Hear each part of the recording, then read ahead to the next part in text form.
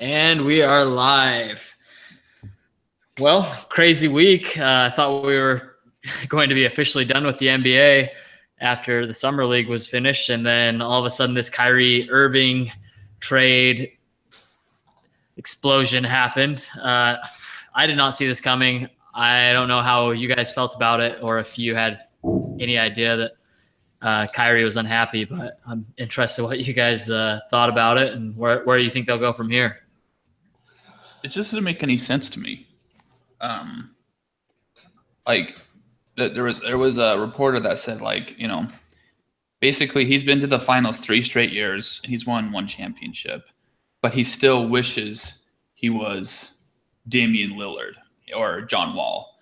I think either of those guys would love to be in Kyrie Irving's position, but it's just like I just don't understand the mentality of, he wants to be the man. Like, I don't know. I just don't understand it. But this is also coming from a man who still thinks the earth is flat. So, I mean, I think it's I don't know, not worth your time to try and figure out what's going through his mind. But it's one of those things I just don't understand. But I mean, if he wants to, it's his right, I guess. But it seems really stupid. Yeah, I mean, I don't know. It was surprising to me as well. I don't know why you'd want to leave that situation, basically playing on one of the best teams of all time. I mean, that they really are a pretty solid team. And I mean, the Warriors, if they weren't the Warriors, basically, if they didn't sign Kevin Durant, the Cavs would be right there with them and, probably have another championship or so. But, yeah, so it just seems weird, wanting to be the best guy on a really crappy team rather than being the second best guy, basically the second best guy to the best player on the planet on a team that's basically guaranteed to go to the championship the next 2 or 3 years. Why the hell are you guys laughing? Just beating yourself off over there or something underneath the table? What's going on? I just had to plug my computer in. Just into the plug. It's just your smile. I could just see you back there moving around. I was trying to listen to Grant, but I was trying to be as quiet as possible. But I popped my head up and you were just giggling. Well, it kind of looked like you were. Thanks, guys. Yep. So that's my point right there. All right. So sorry, Grant. I don't. It's interesting that I feel like there's a lot of confusion of what his real reasons for wanting out is, and I don't think there's been a lot of speculation. But when you look at some of the teams he listed, San Antonio was number 1 on his list, and he wouldn't be the guy in San Antonio. Kawhi Leonard is already that guy. So I don't really feel like that's the real reason. And this is pure speculation, but to me, I think the bigger thing is he doesn't want to play with LeBron James and go through this drama that comes every single season. And especially with LeBron James, he's coming up under contract again. LeBron James, when he left Miami and his best friend, Dwayne Wade, he didn't even tell Dwayne Wade he was going to leave. So I don't think, Kyrie, if he feels at all that LeBron James is going to leave, why not get ahead of it and be on the other side of it? So I think it's more he's just tired of the LeBron James drama. But yeah, it doesn't make a whole lot of sense. I mean, LeBron James does make you better. If anything, I think he, instead of the Damian Lillard comparison, I think he probably puts himself in the James Harden and the Russell Westbrook category, where he thinks, if LeBron James was gone, kind of like Kevin Durant leaving or James Harden going to be in his own team, that he can be in that MVP candidate category each and every year, which I don't necessarily think will happen, but he is extremely talented. And so that makes more sense to me than just, I want to be the guy on a crappy team. That's my thought. It probably is more than just on the court type stuff. LeBron James gets a lot of perks in that organization that none of the other players get. I read articles that, they basically hire some of his friends on the staff. He gets to call a lot of the last offseason. I mean, they haven't done much this offseason, but last offseason, he basically called all the shots. for who they're going to resign, how much they're going to resign him for. He basically ran that front office, and then they don't bring back Griffin, who, from what I've read, Irving really liked Griffin. They had a good relationship, so that you don't bring him back, and it just makes it feel like LeBron probably has even more power in the organization. And so I can understand him not wanting to be not just like the secondary guy on the court, but also just part of this franchise that is dominated by one player. And maybe he just doesn't like LeBron. Maybe they just don't get along. I can see LeBron being somewhat of an annoying teammate. Going to the final. But yeah, I mean,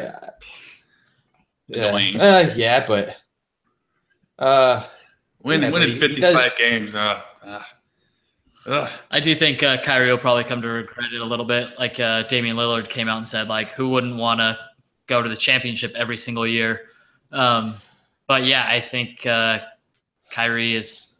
But he's never going to get the credit really for winning a championship, though, right? Like he's never going to. Even though so just as good as LeBron in the previous two posts. I mean, he was up there with LeBron. He would have been MVP if it wasn't. I mean, LeBron had great postseasons both times, but Kyrie Irving also had amazing final games. I mean, hitting the game-winning shot in the 2016 season, and it's still the LeBron James show. And he's probably not getting. I bet he feels that he deserves more of the credit than he's getting. I don't know. I just still don't like. Yeah. I think the whole story, largely coming out of the finals, was wow, Kyrie Irving's amazing. Like everyone kind of felt he took kind of that next step in his development, so to speak. And one of the reasons, like I think a lot of people were saying no, like I think he should, like we're saying that he should stay in Cleveland, was to keep with Kyrie. You don't want to leave a talent like that. That's one of the reasons I think he should have stayed. But I mean, I guess not anymore. But is that if anyone should be demanding a trade, it should be Kevin Love. Yeah, you feel bad for Kevin Love. Kevin's like, what? Like no one wants to play here. But I don't know. It is funny how like Kyrie Irving goes to the finals. You know, LeBron James is all he can. You know, to go to the finals every year, and they have one of the best teams of all time. You know, put together.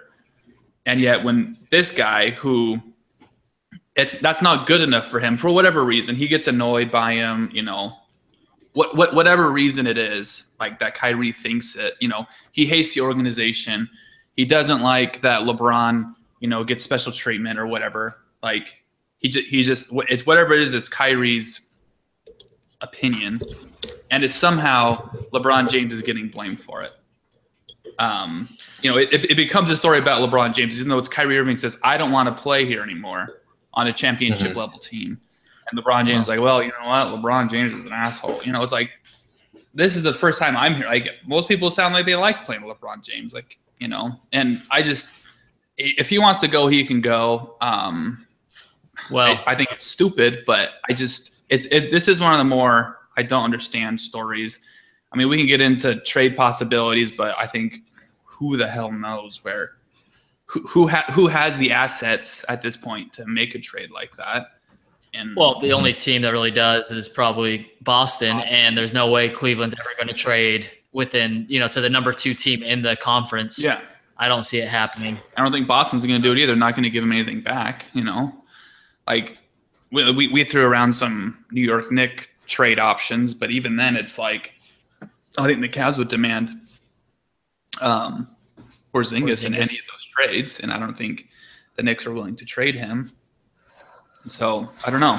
I don't see why he just doesn't ride it out. If he says, okay, LeBron's going to leave in a couple of years, see what you can do now. And then if LeBron James leaves, your contract is up anyway, and you can go wherever you want, and they don't have to give up assets. It's like Carmelo Anthony in 2011, 2010 or whatever, when he demanded that trade to New York. New York had to give up all their assets, and he goes to New York, and they don't have anything. They're like basically rebuilding. That would happen with Kyrie Irving. He demands a trade somewhere. They have to give up their best player most likely in order to get him, and he doesn't play with that. Just wait 2 years. LeBron James is going to be gone anyway if you hate him so much, and then just sign whatever the hell you want. Mm-hmm. I did see. I guess that's too interesting for someone who's someone who thinks that hasn't foresight to think that the Earth is round. Doesn't have the foresight to think, just stay around, go to the finals 2 more times, and then sign for whatever I want for the supermax money. That's just too crazy, I guess. I don't understand. That's the other thing is he's giving up a ton of money to leave because he would probably qualify for the supermax, especially with how depleted the Eastern Conference is. And so it's surprising on that standpoint, but I'm curious if you guys have thought of any potential trade areas. I've been doing a lot of, just looking online, and I haven't really seen a whole lot of great trades for the Cavaliers to get anything back. Did you see the one that was suggested on Reddit on the thread, the Kyrie Irving trade thread? I saw a few. I don't know which one it was. You would know. It was like this is this is the best one I come up with. It was a 4-team trade and it included, no joke, like 50 players. It worked. So in prep for this, I went through like a few teams and thought of tried to find a couple different scenarios. There isn't a lot of places where it works that have the assets that make it worth it for Cleveland, because ultimately Cleveland holds the cards here, right? He's still under contract for 2 more years. 2 more years. Yeah, they don't have to trade. Yeah, not even expiring. It's like, screw you, play. So, but is there any way to salvage this? I mean, it seems like both the LeBron James camp and the Kyrie camp are at each other's throats, and I can't see them bringing Kyrie back after the summer. Makes it really awkward. I mean, who knows? Maybe if they had, again, Dan Gilbert, being the idiot that he is, fires basically the present GM that everybody likes. Maybe if they had a guy in the front office that can smooth this kind of stuff over, that could reach out to both camps. But they got this new GM. I mean, he's from the organization, but I think that I really think that had a big part to do with it. Is you just have this team that, while Kyrie's been there, other than getting LeBron and bringing him back, they've made quite a few stupid moves since he's been there. And Dan Gilbert's been kind of known as being a dumb owner. Cheap, too. Cheap, yes, definitely. And just makes really bad front office decisions. GMs, coaches, I mean, he'll just fire guys a year or 2 in and just replace them with even worse guys. And so, skimping out on a GM when David Griffin wasn't even like one of the higher paid GMs, he was pretty middle of the road, who had taken them or helped them get to 3 finals. It just seemed weird. And so it doesn't seem like there's really a mediator in between the two. So I don't know if they can fix it or not. If they can't, a couple of scenarios that I tried coming up with, and a couple of them. So I went through this independently, and I then read Zach Lowe's. He has a column about maybe potential trade spots that Kyrie could go to. And 1 or 2 of them ended up being in that same article. But one was to the Suns, basically for Bledsoe and Josh Jackson, the rookie. Another one would be straight up for DeMarcus Cousins, maybe flipping some assets there. But I don't know. Again, like it would be Cleveland can sit there at least, and they aren't forced to take a crappy deal like the Pacers were, or like the Bulls were with Jimmy Butler. They can have the patience to wait it out and wait for the right offer to come along. Yeah. Interesting. So I read that same article. I don't see the Suns making that trade. Kyrie's not going to put him in the playoffs in the West. Why give up a Josh Jackson? And even though I actually think Kyrie's better than both those guys and would be better, I don't see the Suns doing it just because they're in a pure rebuild mode still. Wouldn't that be such a fun team though? Like Kyrie and no defense whatsoever. Oh yeah, Kyrie would just drive the every time, and then Booker would just spot up. Yeah. So I thought about this too, and I think we even chatted a little bit about it just on Facebook chat. But my favorite trade scenario, which involves New Orleans as well, and I don't see New Orleans probably doing it, and I know Richard's laughing at it already, but Cleveland gives. It's never gonna happen. No, Cleveland gives up both Kevin Love and Kyrie, and Cleveland gets Anthony Davis and Drew Holiday in return. So Cleveland, although you get arguably the best big man in the game, that's been a weakness. He can protect the rim. He's got a decent outside shot. He can put the ball on the floor. He'll be a good piece. And then He's they awesome. get Drew Holiday. I mean, he's awesome. First team All NBA. I mean, yeah, exactly. You So don't have to sell Anthony Davis. player. He's like the top 5 player. He might be the best player in the league exactly. in like 3 years. So Cleveland's giving up a little bit of depth, two All-Stars to get an All NBA player, and the New Orleans, they get to bring in a little more depth. They get I think Kevin Love will pair up a little bit better with Boogie than Anthony Davis does, just because he's got a better outside shot. And then they get Kyrie. They get an exciting playmaker. Both those guys are under contract for a few more years, whereas Boogie comes off after this year. So who knows where he's going to go. But, if he could stay, that's 3 All-Stars on one team. Cleveland, I don't see them getting anything back better than Anthony Davis in any trade that I've seen. The other one I looked up a little bit, I saw online. I think it was more clickbait than anything, but I tried to play around with it. It would require a third team, but it had Sacramento Kings getting Kyrie Irving, and they would give up De'Aaron Fox. Would be interesting, and then you'd have to, obviously the numbers don't match up exactly, but they talked about throwing in the Suns and some other assets. But that way Cleveland gets potentially a really good point guard of the future in De'Aaron Fox, and maybe a little more flexibility in the future, require whatever the third team gets. But I don't see Cleveland getting any much better. I think every team's going to lowball Cleveland at this point, and so I'm curious to see where he ends up getting traded. Yeah, the New Orleans one is kind of interesting, especially on paper. Like New Orleans sounds like it might be.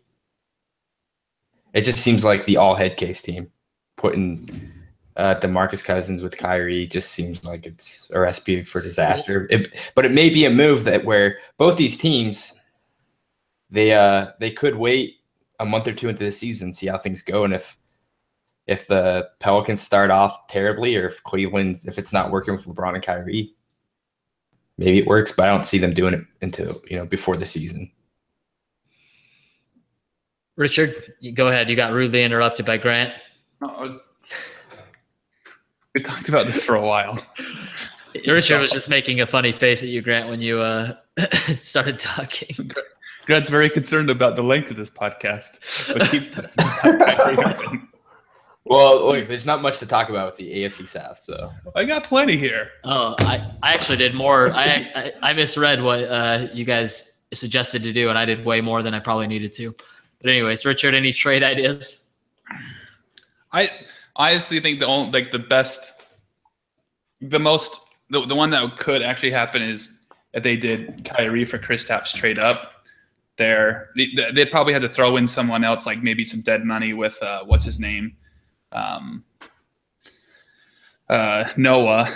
But I mean, because we talked about Kyrie, Thompson for Noah, and Zinger. Shumpert. I mean, Zinger's got 2 more years on his contract. I don't think he'll resign there unless something really good happens in the meantime. He could, I don't know. But, young player for another. I mean, Kyrie's only 25 years old, so it's not like the Knicks are receiving this, like, old guy. He'd probably – and I think Kyrie would definitely resign there. Don't you guys think? If he played New York, I mean, he'd resign there. I mean, he wanted out. Yeah, exactly. He'd resign there. Yeah, I think he would resign there. It's like I think if you're the Knicks, I think Kyrie is a much more likely chance of resigning there than the Zinger currently. And he's someone you can also build around, and kind of a marketable player as well. And I think they get, and then the Cleveland would get one of the best up and coming centers, stretch fives in the league. I think it'd be really interesting. But other than that, I don't know. I mean, who knows what what the market is, who has assets. We talked about that. The Suns is the one I'm kicking around the most. And I'd like to see Anthony Davis in Cleveland. That'd be cool. But, especially Anthony Davis, he's like he's an amazing player. I would do not see him leaving. Marcus Cousins is more likely, which would be really interesting because he would actually, I think, fit well with Kevin Love there. But, I don't know. We'll see. I don't know. This was surprising news, and I don't know what's going on. We'll move on to football. All right. In between football, real quick, we'll get into our winners and losers of the week. Mix it. So I'll start it off. We'll start with my loser of the week, Hugh Freeze, out of Ole Miss. He's a winner. Well, for those that haven't heard, Hugh Freeze was let go from Ole Miss. Did you guys read about why he actually, what was the final straw? He was calling hookers on his work phone. Yeah. There was one phone call to Tampa, a prostitute number in Tampa. And it was funny, the way that he got caught was from a lawsuit from the previous football coach of Ole Miss. The guy was searching over his phone records and discovered this one. There was like 20, 30,000 phone calls this guy was going through. And he found this one number. It was only called once. And discovered it, and they sent it to Ole Miss, and they said they told Ole Miss, you need to really look into these phone calls. There's something you need to see. And they looked over it, and they're like, no, we've looked over it. It looks good. And they're like, no, you really need to look. And that's when they discovered the phone call that he was calling prostitutes. So super embarrassing for him. Pretty disgraceful way to leave the organization. But Ole Miss, they were the worst at living in Alabama. They were the most blatantly obvious paying players in the SEC. There's no way. Yeah, there's no way Ole Miss gets back-to-back #1 recruiting classes in the country. Treadwell, Kimdichie, it's Mississippi. I've been to Mississippi. There is no reason anyone would want to live there. Oxford, Mississippi is a beautiful campus. You have to give them that. It is a nice campus, but it's also Mississippi. Yes, it's in Mississippi. Whereas I could never live in Mississippi. But anyway, so that's my loser of the week. My winner. Just do all losers and all winners. How about that? Yeah, we'll do losers. There we go. My loser of the week is the Dallas Cowboys. That's a good one. They released Lucky Whitehead because he was shoplifting. Turns out he was not even in the state when this happened. And the person who was shoplifting stole his identity and gave him Lucky Whitehead's name, birthday, and social security number. And the Cowboys, I think it's because they wanted to jump the gun and they wanted to seem like they were so, devout in their, because they had this whole Ezekiel Elliott thing. And so they were trying to save face with that whole thing. Oh, no, we're tough on this stuff. We're tough on this. Bounced him, and then it turns out he's was not doing anything. And he's a pretty good player too. He does get some special teams for him, and he's like a returner. He's fourth string wide receiver type guy, but he's a valuable guy and pretty cheap contract if I remember right. But if some other team's going to pick him up, and it's embarrassing for the Cowboys. And it was just a bad look for them to bounce a player so quick without even they must not have called him, be like, hey, what's going on here? What happened? He'd be like, I'm in the wrong state. This is completely crap. I'm not even there. I have alibis. This is not me. I promise. No, they just screw it. We'll just cut him. So, bad look. And he's a loser too. This sucks for him. He lost a job and it wasn't even his fault. I think someone else will probably pick him up, but it sucks. Who knows? Yeah. All right, my loser, literally as well, is LeVar Ball. I can't stand that guy. I hate him. Any news, but this is just this is the epitome of what I envisioned an AAU coach doing and being like. His team is winning a game. One of his players gets fouled that he doesn't agree with, so he literally just stops the game and takes his team off the court and is willing to just forfeit just to just to prove a point, I guess, in some random tournament for an AAU team. But like, what does that? I don't know. It's just annoying that he gets the attention he does. He does the things that he does because, I don't know. I'm sure he's coaching some pretty decent players. His son's on the team. I'm sure there's some other good players on the team. But just like that guy gets to teach these kids how to act, And so I don't know. And then he forfeits the game. Basically, his players don't get to play in the game. I mean, he's taking AAU just like youth basketball and making it all about himself. That's all that was. It's just a way for him to stay in the news, get the attention that he wants, try to prove some stupid point. An idiot, and this week he was a loser because he had to forfeit that game. That was a good one. I was pretty pissed off when I saw that. Yeah, what a piece of work. I mean, to do that, especially for a youth, I mean, that's ridiculous. A lot of these kids are, competing, trying to impress scouts, and, they probably go to play with him because they want to get, some notoriety and get to be seen. And then he does stuff like this. At the end of the day, maybe it'll actually get more people to go to his games to see if he's going to walk out again. So maybe it's a genius move by him, but I was with you, Grant. I thought this was tasteless and, terrible thing. He should be ashamed of himself. So yeah, those were 3 good losers of the week. So winners. So I did a little bit different on this one. I know Richard will appreciate this. My winner is Euron Greyjoy from Game of Thrones. He became the first villain that's probably in Game of Thrones that people are almost rooting for. Yeah. Yeah, and so I mean, he's taking on the new role of the Joffrey and Ramsay Bolton, the guys that everybody hated, that were these just terrible villains. But because he's like a crazy pirate, people somehow like him, and so I think he was liked because he killed the most hated characters. That's true. In Game of Thrones, the Sand Snakes. Yeah, that's true, and he killed them pretty sweetly too. I mean, with their own weapons. Yeah, it was pretty crazy how he killed them. And he single-handedly, I mean, he messed up the entire Daenerys plan. I mean, there's no way they can, do a siege of King's Landing now if the ships can just keep coming and going. It doesn't matter how many troops they have outside the city. It's pointless because they'll just keep having trade through the ships and through Euron Greyjoy. So it's going to be really interesting. He's going to bring, my theory is he's going to bring, the Sand Snake and his daughter that he captured, and Cersei's going to kill the daughter. That's going to be his gift to her because she killed. What? Because she killed Cersei's daughter. Grant, you need to get into Game of Thrones, man. Oh yeah, I don't know. This is sounding pretty nerdy. Some messed up shit to Ilaria. Like, it's gonna be bad. Yeah, and that's what's going to turn. I think that's ultimately what's going to turn Jaime against her. So we'll see, though. Yeah. But that was my winner of the week. Yep.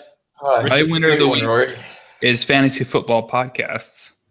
I bet the last few months were very dark days for fantasy football podcasts. Like, there's a couple that I subscribe to, and I would see their stuff in like April and May, and I'm just thinking, what are these guys possibly talking about right now? Because they're not just football podcasts, and they talk about it's like fantasy football podcasts, and they're probably just loving right now because people like me are finally listening. I'm sure you guys are listening now too, and all of our fantasy football listeners out there.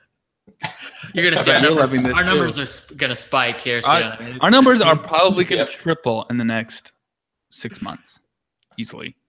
Anyway, so I just thought about that because I actually started listening to them. I just wonder, man, I bet they're just going crazy the last 6 months. But winners were rough this week. There's a lot of losers this week. Yeah, there was a lot of losers. Not very many winners. Yeah, my winner could actually be classified as a loser, but I'm calling him winner. So my winner is Sean Spicer. He basically, I almost put him in my loser. No, he's a winner. His political career is basically over. but he at least gets to get out of the Trump administration only 6 months in. And I just can't imagine how much worse things could have gotten, a year, 2 years from now when people are completely sick of Trump and he's sick of being president, having to report for that guy. That happened after a week. Trump didn't want to be president the day he was elected. Oh, yeah, but I think he's going to get burned out. He's not going to, I don't know, he's going to get burned out here pretty quick. He's probably going to get a big paying job at Fox News and just, spinning for Fox instead of Trump and making a lot more money. So I agree. Spicer is going to be a winner. He's going to probably come out making a ton of money. Only had to, defame himself for like 6 months. Yeah. I mean, things came from with the Melissa McCarthy spicy thing. It was hilarious. Yeah, exactly. What other he gets to be an SNL legend. Yeah. I don't know any of the press secretaries for any other president. And Spicer is going to be one of probably the most famous of all time just because he got on SNL. And he's probably going to turn it into like a Fox News broadcasting job. Or the flip side, like imagine if he comes out and says like that was the worst run administration. That was the worst run political party or political affiliation I've ever been involved with. Yeah, I took the job because I thought, I could help out my party, but man, that was a train wreck. Wouldn't that be crazy? If he does that, he's like a hero, right? Wasn't Sean Spicer like a respected guy amongst the press pool before this? Like, they're like, oh, like Sean Spicer, like this will be interesting. Like he's actually kind of respected. I don't think his background really was in like dealing with press or like when they chose him to be the. He was something with the GOP, like he was something at the GOP. He did more like administration type stuff, but instead of Fox News, wouldn't it be interesting if he went to like MSNBC and just trashed Infowars? Oh man, Infowars. But yeah, I mean, I think if he does that, people just love him because he's a lovable character on SNL, and people just think, oh, this guy just was basically put in like the hardest situation you put in. You have to be the mouthpiece for Trump. Yeah. Well, those were it was kind of a off week, but I thought we had some pretty good winners and losers. I enjoyed all those. Richard, I think your winner was the weakest. I seriously, I scratched through like 3 different things I wanted to do as losers. I sat there forever and I could not think of anything that was a winner.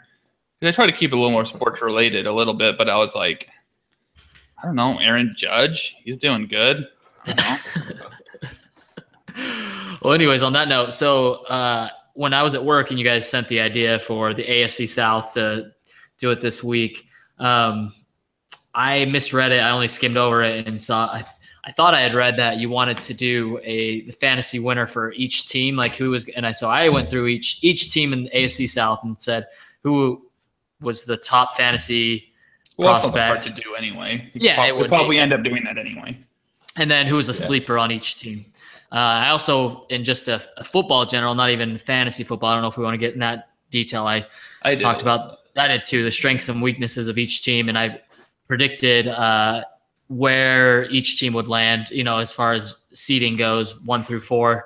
So I have their over-unders too. Oh, you have those? Perfect. So yeah, if you want, let's maybe predict real quick how you think they'll end the season, rank each team, and then we'll go over-unders and we'll go from there. So I'll start it off. I had, and I don't know if this is what you guys will have too, my surprise pick maybe of it, Tennessee Titans. I think they're going to win the division this year. I think they're going to be like last year's Dallas Cowboys or the Oakland Raiders. I think they're going to make the jump.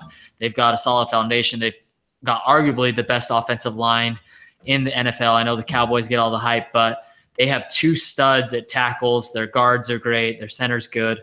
Young up-and-coming quarterback. They drafted a talented wide receiver. They've got 2 studs at running back. Dick LeBeau on defense, they're improving. They're not going to be in the top 10 probably, but they'll be competitive. And so I have Tennessee Titans number 1. I have the Indianapolis Colts number 2. I think they'll bounce back a little bit here. Andrew Luck. And then 3, I have the Texans. I think they'll take a step back. And number 4, Jacksonville Jaguars. Don't have a lot of hope for that team. I also have Tennessee winning. Just not to reiterate everything you said, but I agree. I mean, they have a lot of weapons. They seem to be pretty well balanced, pretty well coached. Mariota seems super consistent, and yeah, we can get into their individual players when you talk about them. But Houston, I have as number 2.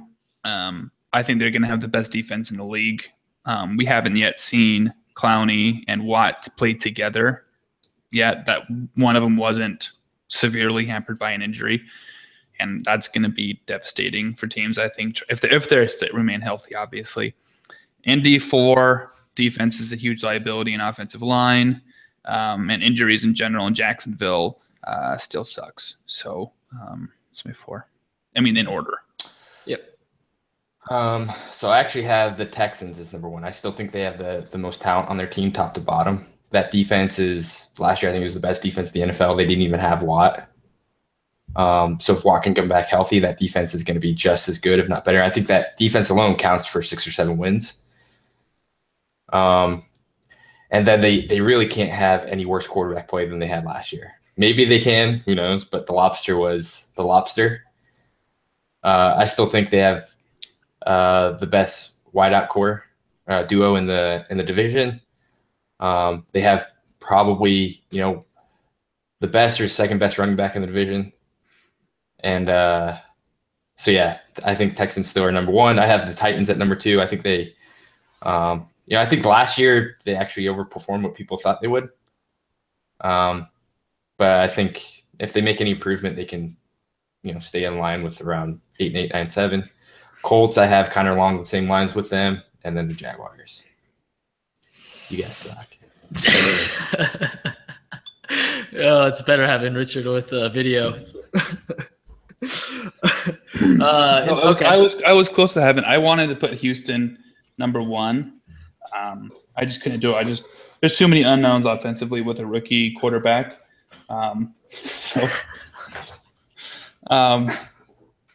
So what do you want to start with? Indy first? Oh man, real quick about your guys's. Houston. I live in Houston, so you must be an expert then, didn't you? Well, I listened to a lot of the sports radio here and everything, and I think that Watt injury was a lot worse than a lot of people maybe outside of Houston realize. And so I'm not as big that he's going to come back to be what he was before. We'll see if anyone can do it. He can, but I just don't suspect he'll be what we even remember. If he's 80% of what he was, he's still best player at that position. And Clowney, he might have been the best player in the league before that. That's argued. I mean, that's I just thought. And then they lost a couple secondary guys as well. The offensive line is also, people don't talk enough. That offensive line is pretty garbage in Houston. And so I don't even know Deshaun Watson, who's going to be the QB. So that's part of the reason I'm going to go with Andrew Luck over them, just because I trust Andrew Luck more. We'll see. The thing is, I don't really trust the Colts. They didn't really make any market improvement. They didn't add any major key player. They basically stood pat on offense, bring back probably maybe one of the worst backfields in the league. And Andrew Luck is good, yeah, but they haven't really – everybody's been waiting for them to make the leap, and they haven't. They've had 2 or 3 years of just mediocrity. You want to get into Indy right there, I think. Yeah, let's do over-unders as well. So their over-under this year is 8.5. Don't know if that's moved. Could have. They went 8-8 last year. So math tells me that they went under. My problem is, one, like you're talking, is Andrew Luck going to take the next level? And I think part of that would have to be them improving their offensive line. I don't know specifically. It's hard to gauge whether or not an offensive line is better, because a lot of time that's like cohesiveness and injuries and stuff like that is what kind of helps offensive lines. But Andrew Luck currently is on the PUP list. He's going to miss all of the preseason. So we don't even know how healthy Andrew Luck is going into the season. He has a shoulder injury. And Malik Hooker, their top 15 pick, their safety that they got, is also injured. So we don't know, I guess, even those 2 players, their health moving into it. And that's why I bumped them down to 3rd. And I have them going under 8.5 this year. I mean, that's the line's pretty fair. That's probably where I would set the line. I'll go under as well. I'm going to say over. I'm going to put them I think they'll get 9 and 7. Yeah, I'm trying to look up to see who does the AFC South play this year. Do you know which? AFC North and NFC West. It's pretty tough. Rough. Yeah, that is pretty brutal. Mm-hmm. That means they're playing like a lot of good defenses. They're playing, like even teams like, Cincinnati. They're good teams. Pittsburgh, a good team. Like the Browns still might have a good defense. Like they're gonna put pressure on them. So I know we'll see. Browns. They're basically the NFL version of the Philadelphia 76ers. Hey, well, they're tanking. They're tanking on purpose for like 3 years in a row. Anyways, yeah, that's going to be. I guess I'm still in the Andrew Luck. I still have faith that he's going to pull it out. So I'm going to go 9 and 7. Who's next? We want to do Jacksonville Jaguars next. You have their over under, Richard. Over under 6.5, 6.5. Are we just going to go through fantasy stuff? Sure. I guess we could go back. Do we want to go through each team, then go through fantasy stuff, or do we want to talk about the fantasy stuff now? That's a good point. We could do fantasy stuff. So let's go back to the Colts. This has got a great podcast so far. No, I'm sorry, whoever's listening to this. We don't know what we're doing. They've been waiting all offseason for this podcast. It's our first. I know you guys are like, when are they going to upload the next thing? So who's your top fantasy player from the Colts, and then a sleeper? Well, I don't know we were doing that. I thought you're the only one. I thought we discussed how you're the only one who did it by team. Everyone else did it by division. So I guess, I thought you want to talk about fantasy. So I guess I know we do. I want to talk about T.Y. Hilton. Is he? Okay. He's the 8th ranked wide receiver currently. All right. So I think he's a boomer bust guy. So I think he's someone you have to take because you're going to have to spend probably either a late first or an early second on him.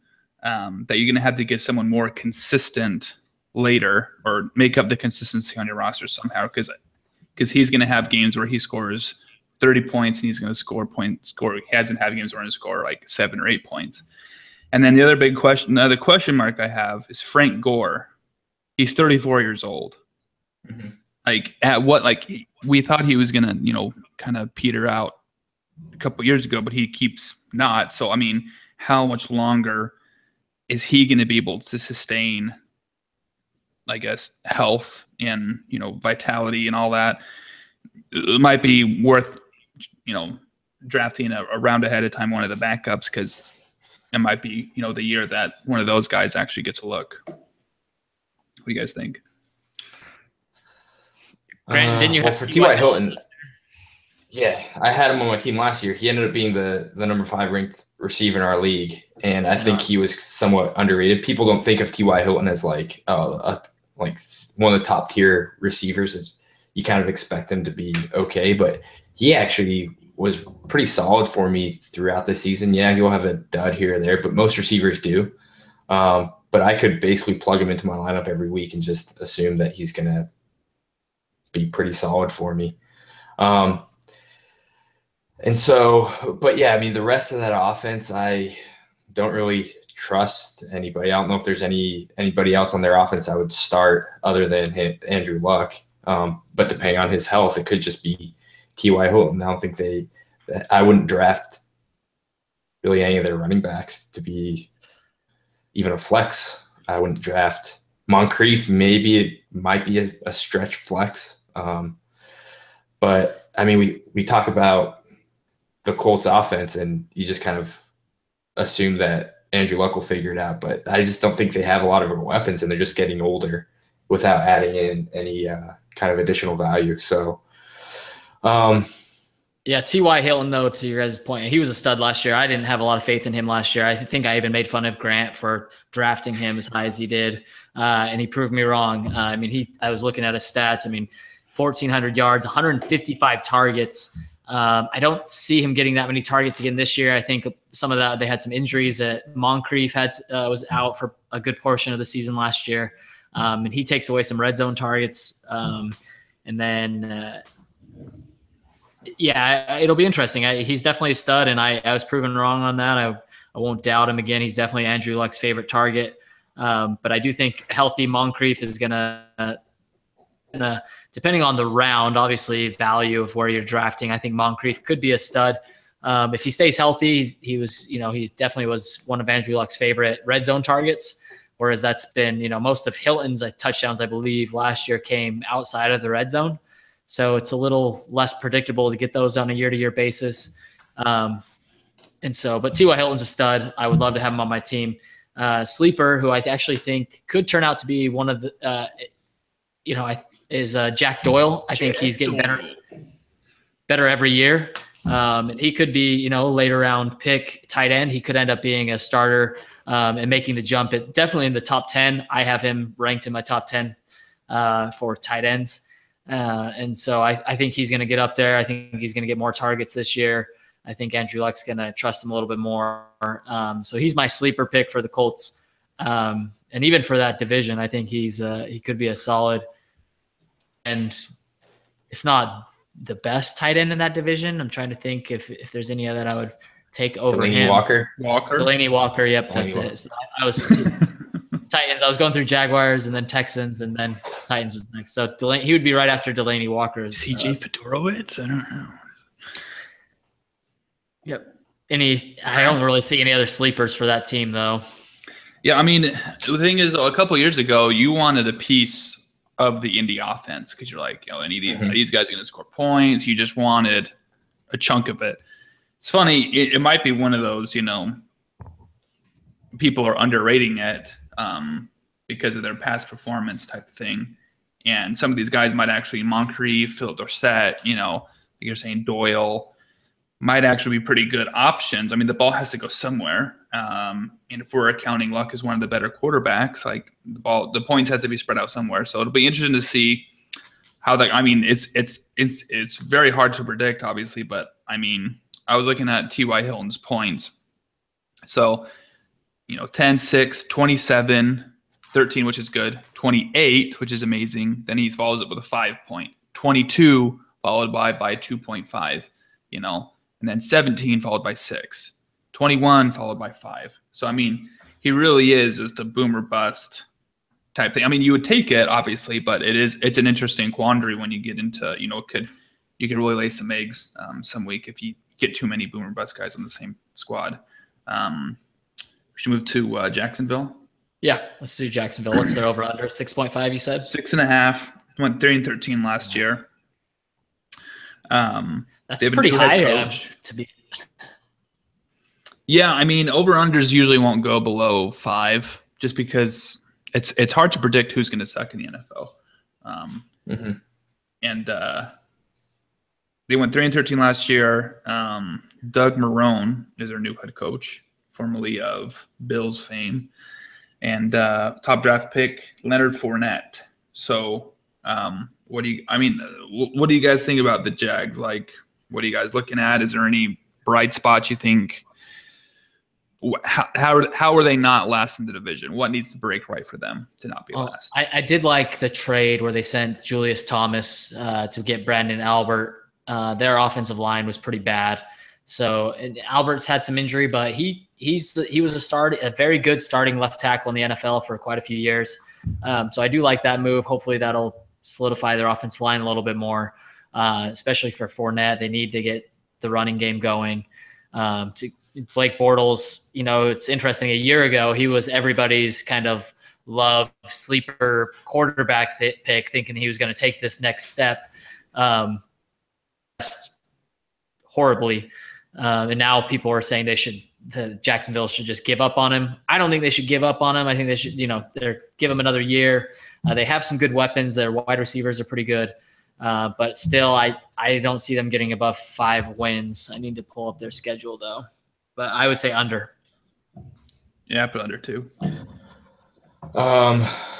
So it is based. I mean, it is a do or die season, I would say, for Blake Bortles. He's kind of in that where kind of Tannehill was, where he's had a good string of games, but hasn't put anything together really consistently. They do have weapons on that team, but they'll basically go as he goes. I don't expect a huge year from Leonard Fournette. We haven't really seen any Jags running back really do anything big the last few years. Maybe having Howard on the teams will make their offensive line better, but I mean, I could see them putting a string together like they did 2 seasons ago. I think they finished. I still only think they finished 7-9 that year, and that was kind of somewhat of a breakout year for them. But yeah, I'd probably put them in that 4 to 6 range of games. So I mean, nothing new, but I'd probably agree with you guys that they haven't really done anything to show me that they can put a string of games together. That being said, I mean, they do have a new head coach. I'm not a huge fan of Doug Marrone. I don't think he did much in Buffalo, but it's kind of a weird hire, in my opinion. But he is known. Yeah, he is known as more of an offensive guy. So they're kind of, doing a 180 from Gus Bradley, and so maybe that helps their offense. Maybe that helps Blake Bortles. That's where. That's where their potential is on that team, is all kind of on the offensive side. But I just don't know if I see them putting it together this year. Who is there anyone? So Leonard Fournette, any other? I mean, he's running back wise. I mean, do you think he's going to live up to the hype, or is he your best value on that team as far as fantasy goes? Is that who you would target over any other player? I think he's currently going in like the 3rd or 4th round. So I don't know if that's Is this ADP? No, he's going 1st or 2nd. 3.3, third pick, 3rd round, 4th pick. Really? Well, I thought it was round, 1st pick, so top of 3rd. Okay, round. so that's not bad. That's okay. So 3rd round. That's pretty good. I mean, there's usually a rookie running back every year that usually does pretty well. 1 or 2 of them. But I don't know.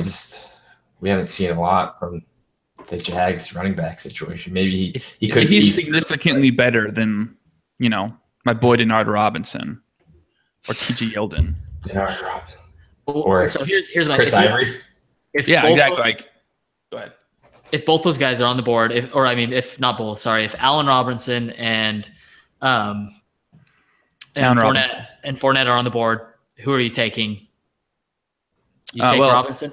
I think I'd almost take Fournette just for the keeper value at 3rd round, because I think he has the potential, if he booms, if he's, the guy that he could be, you keeping him for a 3rd round next season is going to be pretty tasty. But I think I'd probably take Fournette. I thought Robinson immediately, but I think now that I think about it, I'd take Fournette. I mean, not that Robinson would be necessarily a bad choice, but it's just you're banking on Robinson coming back to what his stats were 2 years ago when he was like 1,400 yards and 14 touchdowns. He had the same amount of targets this last year. He just didn't have nearly the production. And I don't really was he injured? Like, what do you know why he had such a drop off? Or Bortles just sucked. I think it's Bortles related. Yeah, I mean that's why I would take Fournette, is because Robinson is just going to go kind of as Bortles goes. And Fournette is a little bit more independent. And, of course, running backs carry a little bit more value than wide receivers do. And, I would do the same thing. I'd take Fournette in that situation. Not to say that I love him, but what's crazy is Robinson was like a top 5 wide receiver last year. People were going crazy for him. Oh, yeah. I mean, rightly so. He dominated the year before. Mm-hmm. But it's just funny how fickle that is. Who was it got stung by that? Was it Andy? Yeah. We should have Andy on. Have him talk about Allen Robinson. Yeah, he hates Allen Robinson. Last year he was like one of the best keepers.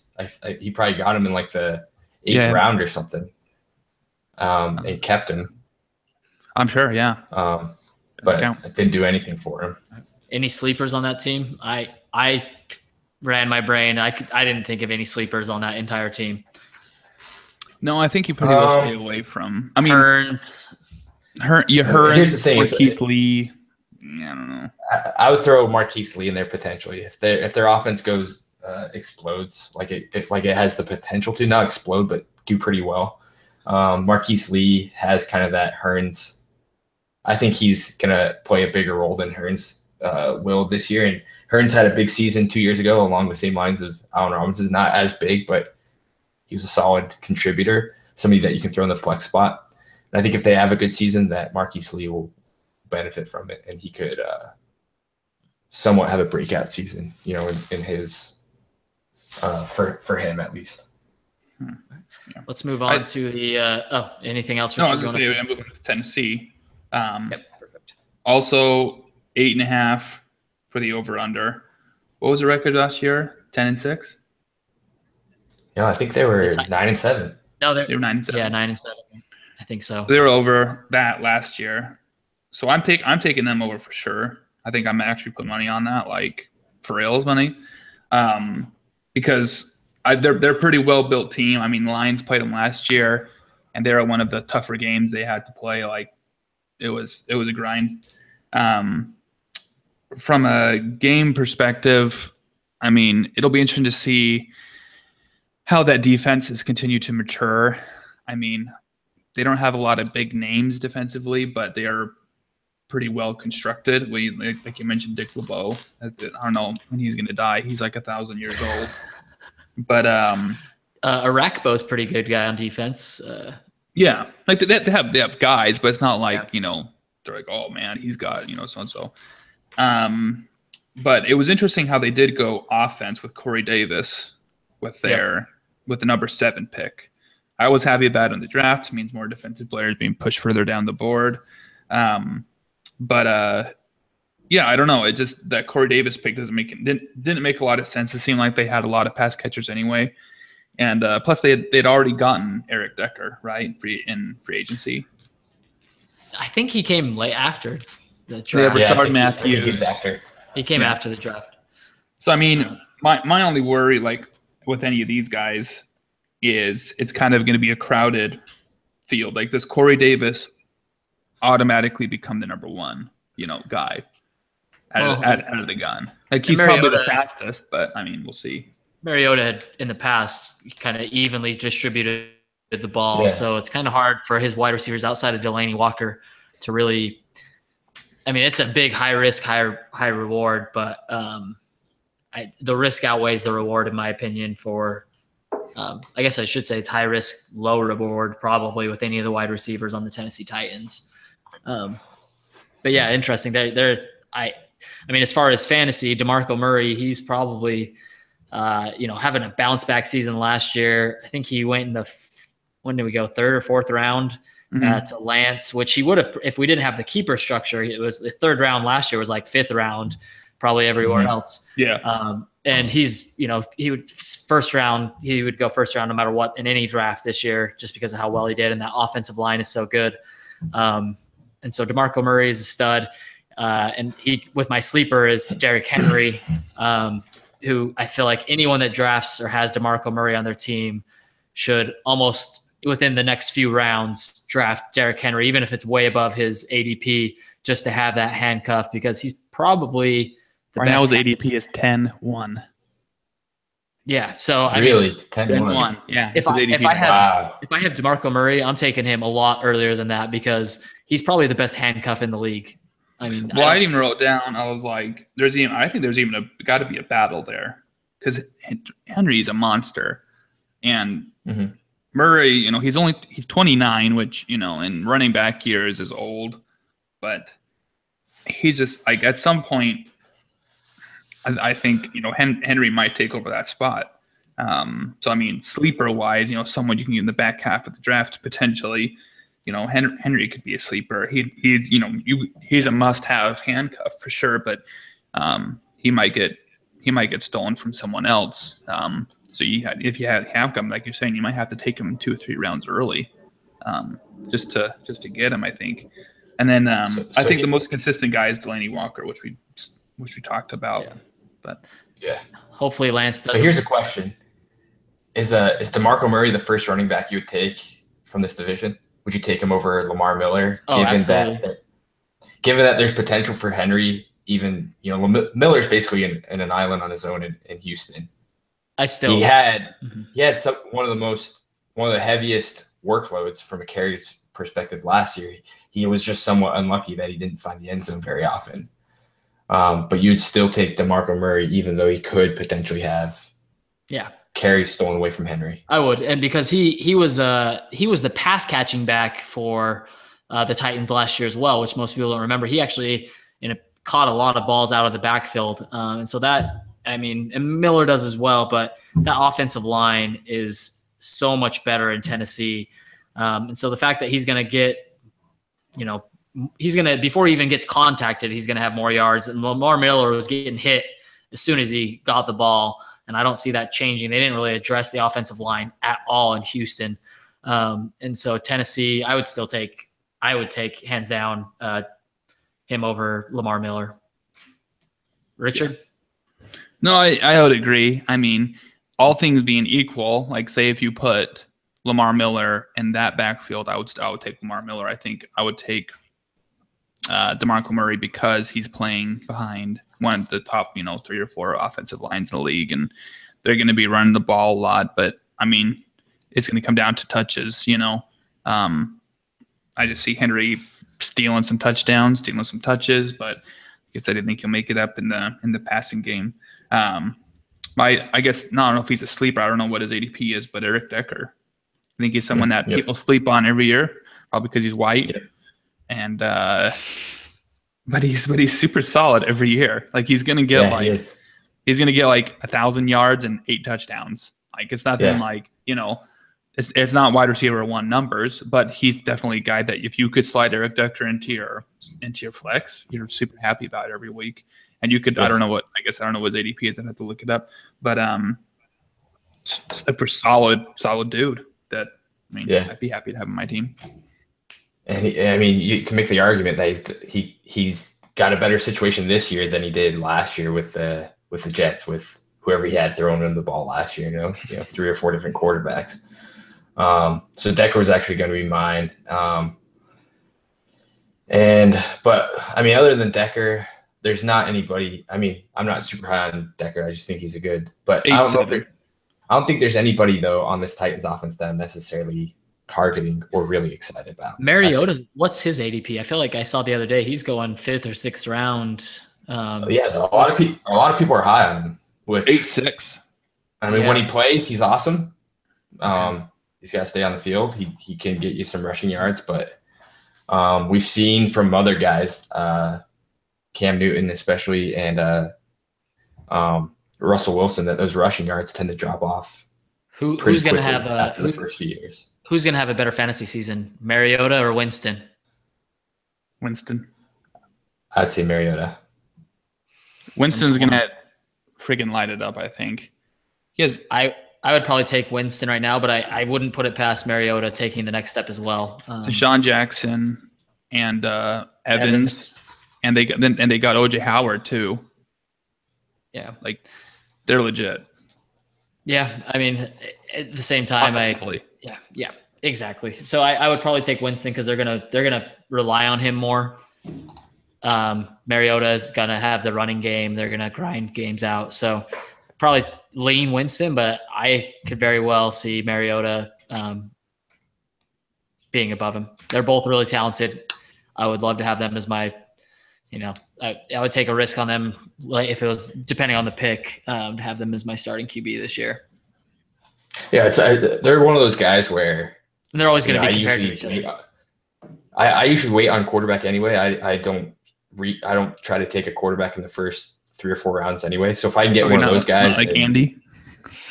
Yeah, exactly. Or take 2. Like his 2 within the first 3 picks or something. 5th round picks on quarterbacks. Yeah, exactly. Same teams people are going to come begging for a quarterback halfway through season. But yeah, I usually like to wait on quarterbacks. So if I can get one of these guys in 6th, 7th, 8th round or something like that, I would be ecstatic. I'd be happy with that. Okay. All right. Last but not least, Houston Texans. What's their over under? 8 even. Ooh. I'm taking the over on that for sure. I'm taking over as well. 8 even. Well, I think that defense, like their offense can't get any worse than it was last year. Yeah. Like Brock Lobster was a despicable quarterback. And Watson, who knows how good he's going to be, but he can't be worse than Brock Osweiler was last year. Like, it was disgusting. Because it's like we talked about Watt Clowney, they actually never had played together when both healthy. Because when Clowney was coming in, he was coming off a knee injury, right?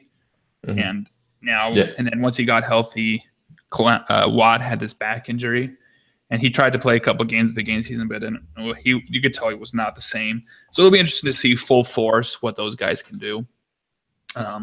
It's dangerous for a lot of these teams in the division. As far as, I guess the main storyline for me is, and Rory, maybe you could speak to this more, fluently, is DeAndre Hopkins and his stock. Last year he was seen as a top guy, but are you nervous because Watson is a kind of an unknown, or do you think he's going to get his just because he's DeAndre Hopkins? Well, it's interesting. I think they drafted Will Fuller last year, who did a decent rookie season. He started off hot and then kind of faded at the end. They've got some weapons. Yeah. So, but if you remember watching Watson's college, and I think they're going to keep it really simple, the offense for him. And in college, he just threw it up to Mike Williams, right? I mean, let's be honest. He just, especially in Alabama, like Mike Williams was just going up and catching balls. He was running one route. And so that's if there's one thing that Hopkins can do is he can go up and catch the ball. And he's amazing at it. Absolutely amazing. One of the best at it if the ball is even catchable, which last year it wasn't with Brock Lobster. And so I think there's potential there. The thing that worries me the most about Houston, and they had one of the worst offensive lines in all of football last year. People didn't talk enough about it because they still made the playoffs and they won the division because their defense really carried them, which they've done always, but they did nothing, absolutely nothing. They didn't draft an offensive lineman. They didn't do anything in free agency. And it's literally, I can't imagine them improving on that offensive line from what it was a year ago with what they did in the offseason.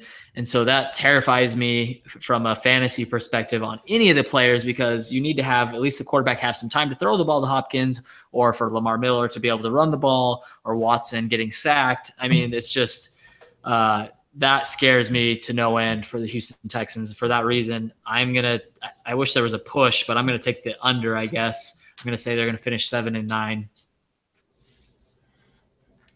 Yeah, it will ultimately hinge on their quarterback play. That's stating the obvious. That's for any team. But, they have the defenses there. They remind me a lot of the Broncos last year. Broncos had an awesome defense, okay run game. Their quarterback play was just bad. But if they can get anything out of that quarterback play, I think they can be. But it's the same story with Houston every year that it's been for probably the last 5-6 seasons. Really good defense. They have some playmakers on offense, usually a pretty decent run game. Their quarterback just sucks. It's been that same storyline. I don't know why since Arian Foster. I don't know why Tony Romo didn't come out to choose to go play for the Texans. I have no idea. I was talking about that. I thought that was like the best choice for him. Because if he goes to the Texans, they're Super Bowl. I think they're Super Bowl favorites. Like, no, not Super Bowl, maybe but they're like that level. Like, people are picking them. Yeah, that level for sure. They're in like that 8-team discussion every year. There's usually 6 to 8 teams that people think, and they would probably be right around there. Yeah, no, I totally agree. But he'd wanted to sit in the booth or whatever. But at least we're getting rid of Phil Simms. Yeah. So yeah. But yeah, I still think that defense is going to be good if they can. Even without J.J. Watt, I think they'll be above average for sure. And I think with J.J. Watt, that could be one of the best defensive fronts ever. Clowney is really turning out to be a stud. Last year, he showed that he's one of the top defensive ends in the league. And then you get Watt, who's probably one of the best of all time. And I think they could just be a terror on defense. So I think, they're going to hold teams to, probably around 15 to 18 points a game. And so it just comes down to, can they throw, a few touchdowns on the board in some games here and there. But yeah, I'm not super high on them. I just think that defense is pretty solid, and defense has shown that can win you having a really good defense can win you half your games, basically. So I'm looking at their schedule real quick, and then we'll end, I guess, with fantasy as well. So open with Jaguars. That's a win, right? You have that as a win. You're talking about Houston? Yeah, Houston. At Cincinnati, week 2, which is a Thursday night game. So quick turnaround. So was it in Cincinnati or? In Cincinnati. Who would you take? I always like the home team. So Cincinnati. So that's 1-1. So they have 1 win. At New England the next week. That's a loss. That's a lot. Versus the Titans. Yeah. So my Titans at home. Divisional game. Start off 1-3. Yeah. So you take they win that one. Versus the Chiefs at home the next week. I almost say they lose one of those 2. Yeah, probably. Yeah, probably. So they're at 2 wins, depending on which one of those you had to lose. Then they have the Browns next at home, so that's a win, 3. At Seattle, that's a loss. Yeah. Versus the Colts at home, probably take them at home. Yeah. At the Rams, that's probably 5 right there. Versus the Cardinals at home. So that's depending on the Cardinals. Health. Yep. Could be a toss-up game. So I'll give the benefit of the doubt to the home team. So that's 6 wins. At the Ravens. Do you win that game? Let's say they split the Cardinals and the Ravens. Okay. So that puts them still at 6. At Titans, probably have them lose at they probably split with Titans, I would say. Yeah. Shoot, and then I didn't get the last 2 weeks. The stupid Google didn't. Well, even us on a cliffhanger.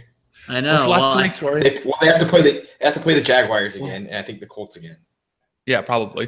The last 2. Those have to be the last 2. And they probably sweep the Jags. And they might even sweep the Colts. I don't know. Yeah. So it'd be, and then they play the Steelers.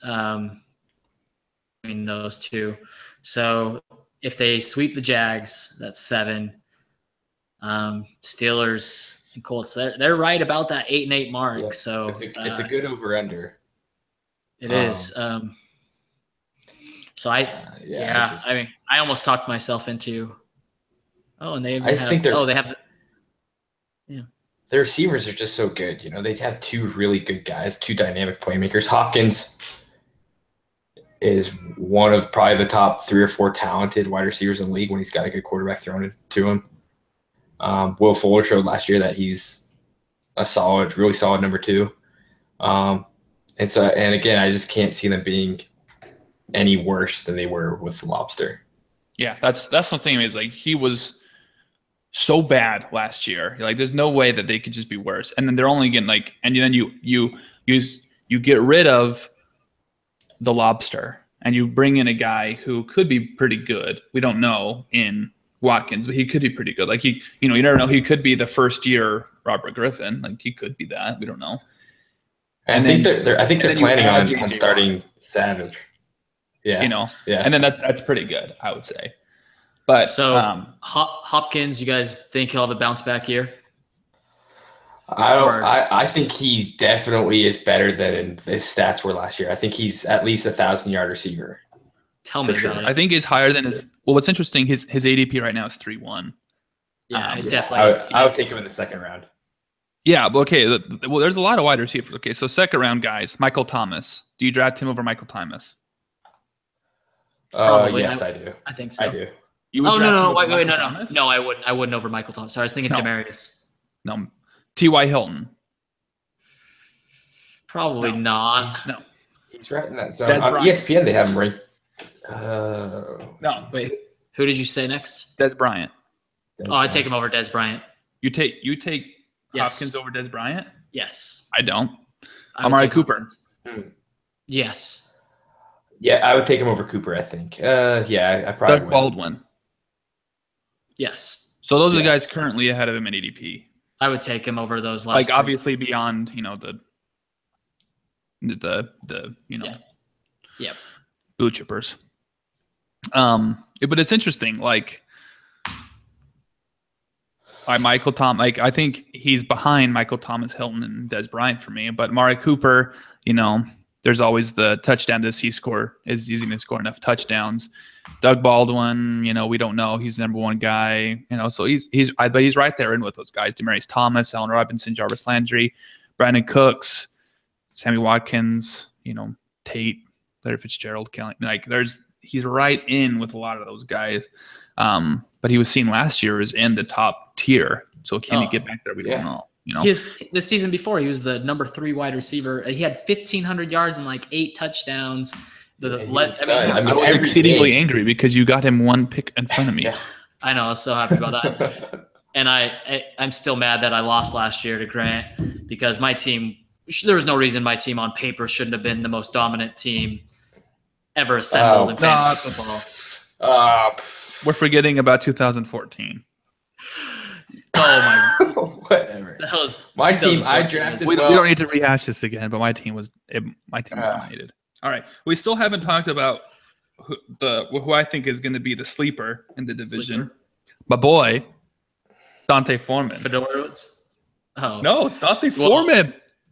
I know. I talked about him last week. Last week on the podcast. He was one of those guys that wanted the Lions to draft. He's 6'1", 240 pounds, but he's actually not slow. He's actually pretty good. And you talk about bad offensive line. He's going to run over people. He got in trouble with the marijuana this week. I don't know if you saw that. So? Yes. Well, he's probably going to miss a couple games. But definitely the best sleeper in my opinion on that team. If I had Lamar Miller, I would draft him as my handcuff without a doubt. But you could get. But what's Dante Foreman's ADP? Oh, it's super low. The 16th round. I don't think he's not even on my list of top 60 running backs. Yeah, he could be the next. The Arizona David Johnson guy that came out. And in the right situation, talented offense. He tested negative for marijuana. Just come out. Yeah. No, I didn't. I just saw that he was he's currently arrested. He's currently not being drafted. I think he should be drafted based on ESPN. I think let's be honest, Rory. Me or you are going to take that guy in the 15th round. it becomes game theory at this point, right? Oh, absolutely. Why do last season I took every single season I have to think about Richard and you and I take one or two players a round or two early. Rory. Oh my god. Fuck. Rory's gonna take this guy next round, so I have to take him right now. Exactly. And it's 2 rounds before they're exactly. Because I know you're going to. And it's gotten their ADP is 8th round, but I know you're gonna take him a round early, so I have to take him 2 rounds early. That's how bad it's gone. You got that's how you got what's his name, Hopkins, because he was a 4th round ADP. And I was I'm gonna take him 3rd round. He's gonna be there. I'm gonna take him. 1 pick before I was, and him and he was 3rd round. Murray. Lat Murray was the same thing. I wanted Lat Murray that year, and I think should have been good. I got screwed in the draft. But what about you guys? What sleepers for your divisional sleepers, I guess you could say. Then we'll get into we wanted to get in ranking or the best guy in every position. So we wanted to do. I think we're running out of time. Well, we had a lot of stuff, and I did research. I want to talk about it. Well, let's just do that real quick. Talk circles around Kyrie Irving, and no one knows really quick. All right, let's do that real quick. Who's your best quarterback in the division? Andrew Luck. Then Mariota, Watson, Bortles. Yeah. I would say Mariota, Bortles, Watson, probably. Okay. But I don't believe in Bortles. Might not even start at the end of the year. I just don't see a lot of rookie quarterbacks really exploding. Who'd you have for a sleeper, Grant? In the division. For the divisional sleeper. The division? Yeah. Your face looks like you didn't think about this. No, I did. Rory, go. My laptop died, so I don't have my notes. But so my divisional, and we already talked about him a little bit, but I had Derrick Henry. I think he's going in the 11th round right now.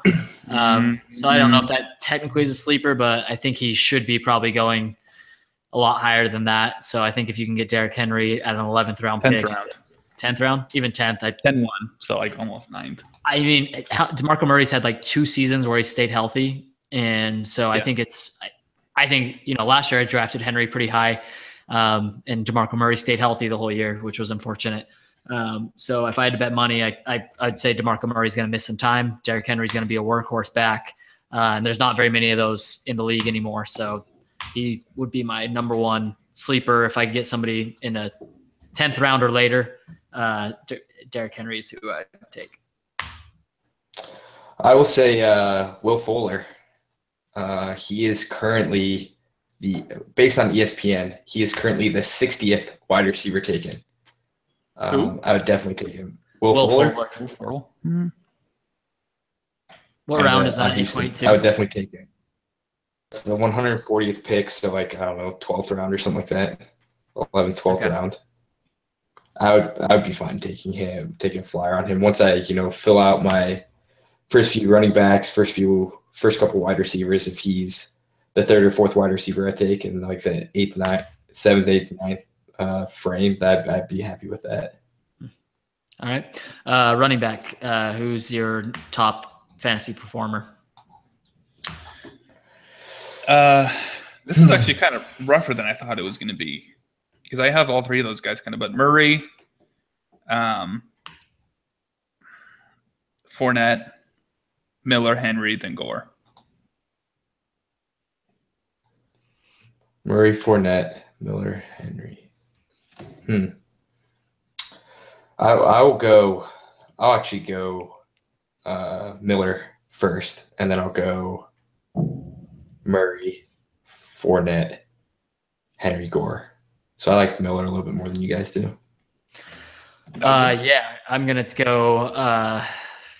I'll go Murray, even though I'm saying he'll probably get injured, and so I'll go Murray, Fournette, Miller, and Gore.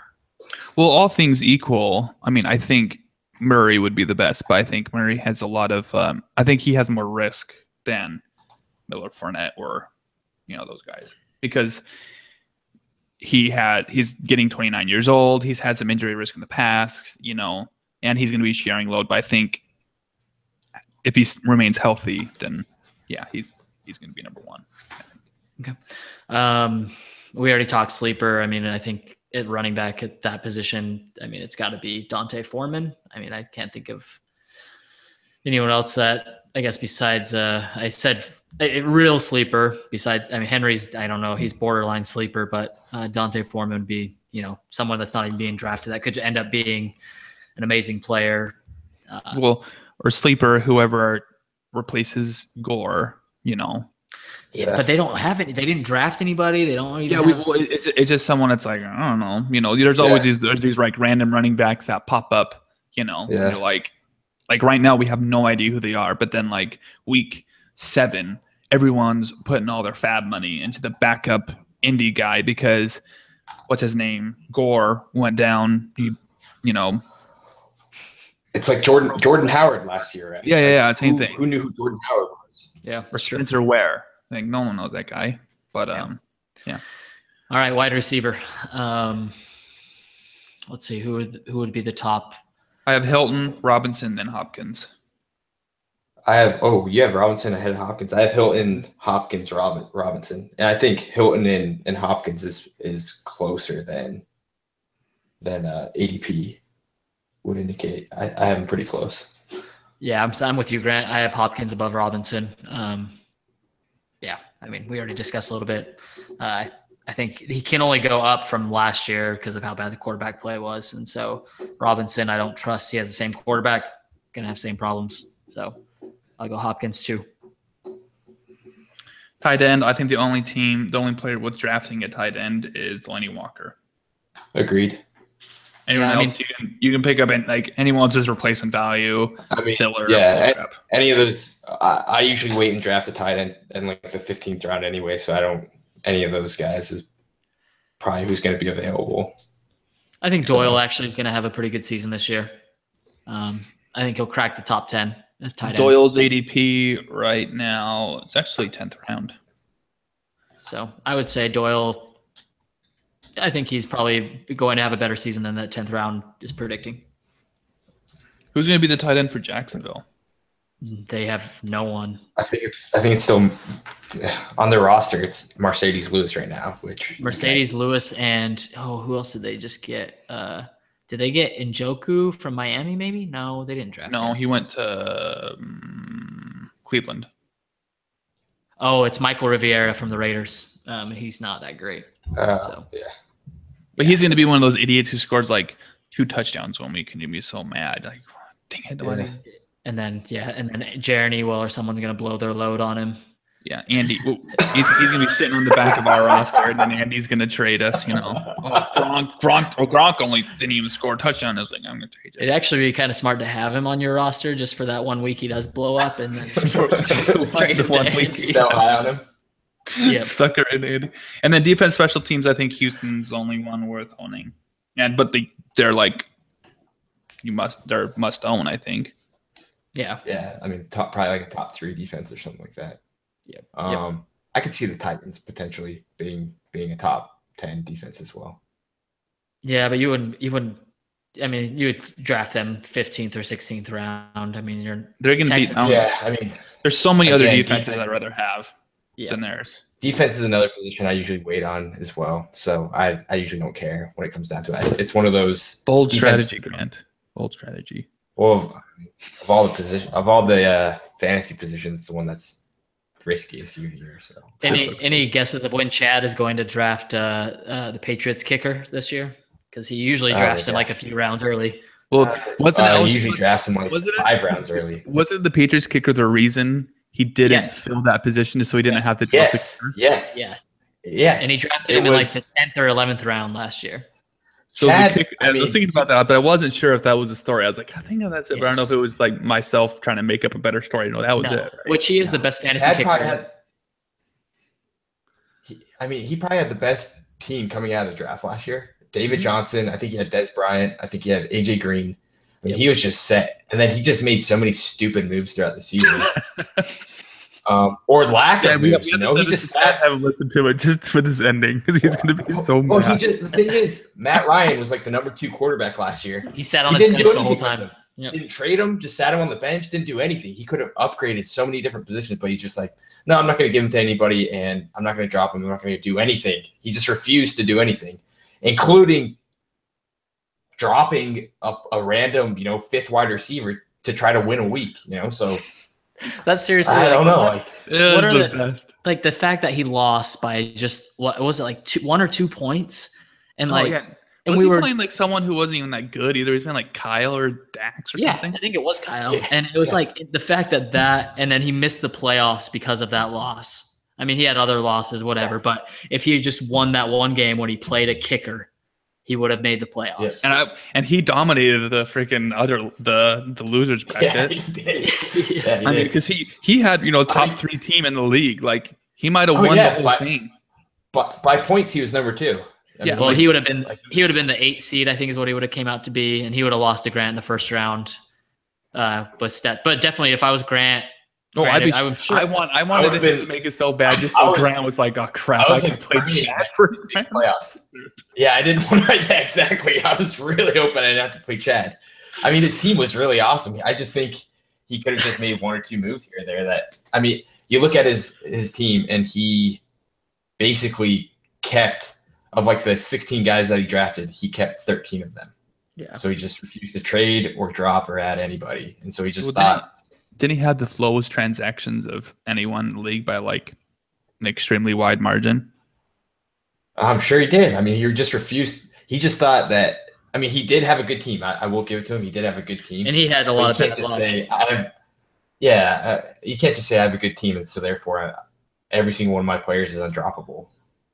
I mean, he lost after that kicker lost the next 3 weeks by a combined total of 10 points. Yeah, it was awesome. Every team. It's karma though. It's fantasy karma. Yeah, seriously. It's like it's one of those things you always try to win every week. You don't change your name. There's just things you just don't do in fantasy football because it's bad luck. And that's amazing. Anyway, well, it was good. Yep, so much for 45 minutes. I think we doubled it. So, all right, I'm ending it.